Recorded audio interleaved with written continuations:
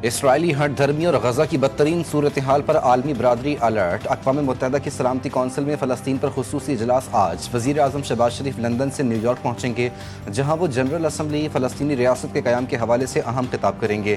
نائب وزیر اعظم و وزیر خارجہ اسحاق ڈار امریکہ پہنچ چکے۔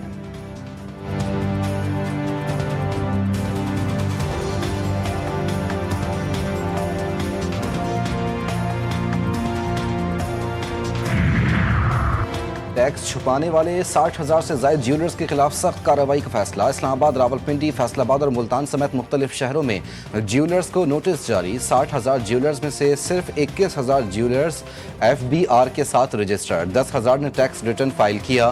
FBR حکام کا کہنا ہے کہ تمام سیکٹرز کو ٹیکس نیٹ میں لایا جا رہا ہے۔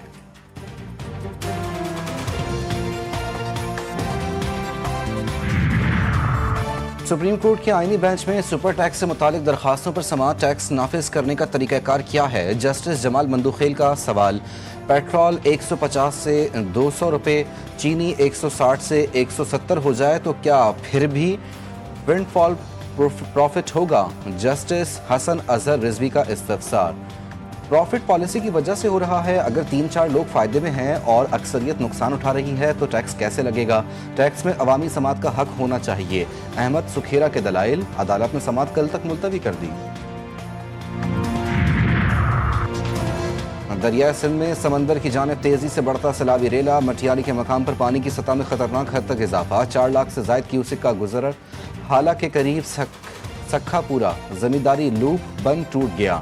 کچے کے علاقے سکھا پورا اور دیگر علاقوں میں پانی داخل۔ متعدد دیہات زیر آب۔ کئی مقامات پر تیار فصلیں ڈوب گئیں۔ کسانوں کو شدید نقصان۔ مکینوں میں شدید خوف و ہراس۔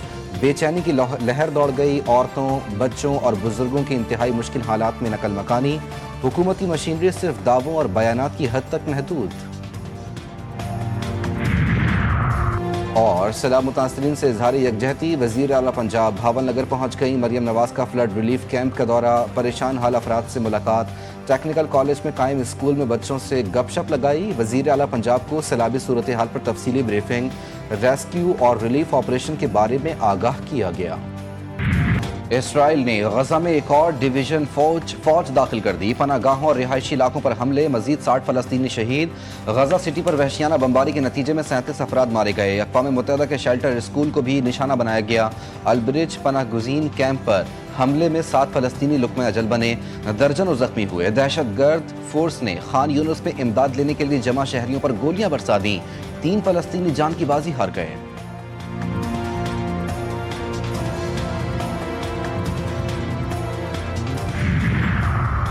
چین غزہ میں جنگ کے خاتمے کے لیے پرعزم۔ عالمی برادری 2 ریاستی حل کے تحت فلسطین کی اقوام متحدہ میں مکمل رکنیت کی حمایت کرے۔ چینی وزیر وانگ وی کا بڑا بیان۔ کہتے ہیں 2 برس سے جاری غزہ جنگ نے بے مثال انسانی المیہ کو جنم دیا ہے۔ اسرائیل کی غزہ میں بربریت کو بین الاقوامی قانون کے اصولوں کی خلاف ورزی قرار دیتے ہوئے کہا کہ اسرائیلی کارروائیاں 2 ریاستی حل کو خطرے میں ڈال رہی ہیں۔ شام میں 5 اکتوبر کو پہلے پارلیمانی انتخابات کرانے کا اعلان۔ نئی کابینہ کے انتخابات کے لیے ووٹنگ 5 اکتوبر کو ہوگی۔ شامی خبر رساں ادارے کے مطابق نئی مقننہ 210 ارکان پر مشتمل ہوگی۔ پارلیمنٹ کے 140 اراکین کو مقامی کمیٹیاں نامزد کریں گی۔ بقیہ 70 کو براہ راست صدر احمد الشرا نامزد کریں گے۔ صوبیدہ سمیت جن صوبوں میں حالات کشیدہ ہیں ان میں انتخابی عمل معطل رہے گا۔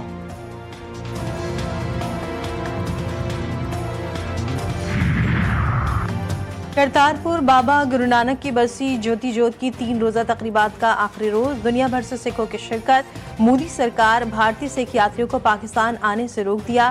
سکھ گردوارہ پربندھک کمیٹی کے سربراہ سردار رمیش سنگھ اروڑا نے کہا سکھوں کو ان کے مقدس مقامات کی یاترا سے روکنا بنیادی مذہبی حقوق کی خلاف ورزی ہے۔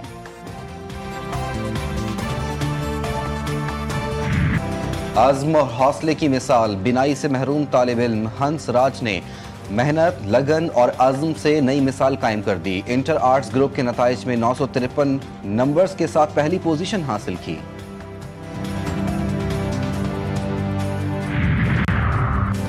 एशिया कप सुपर 4 में भारत ने पाकिस्तान को 6 विकेटों से शिकस्त दे दी। 172 रन का हदफ भारतीय टीम ने 19वें ओवर में हासिल किया। अभिषेक शर्मा ने 39 गेंदों पर बरकरार 74 रन की इनिंग्स खेली। शुभमन गिल 47 रन बनाकर नुमाया रहे। भारतीय कप्तान सूर्य कुमार यादव बगैर कोई रन बनाए आउट हुए।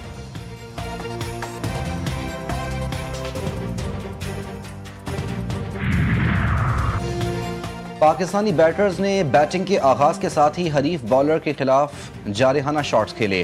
सादजादा फरहान ने 58 रन की उम्दा इनिंग खेली। साइम अयूब और मोहम्मद नवाज 21-21, फखर जमान 15 और हुसैन तलत 10 रन बनाकर आउट हुए। सलमान अली आगा 17 और फहीम अशरफ 20 रन बनाकर नॉट आउट रहे।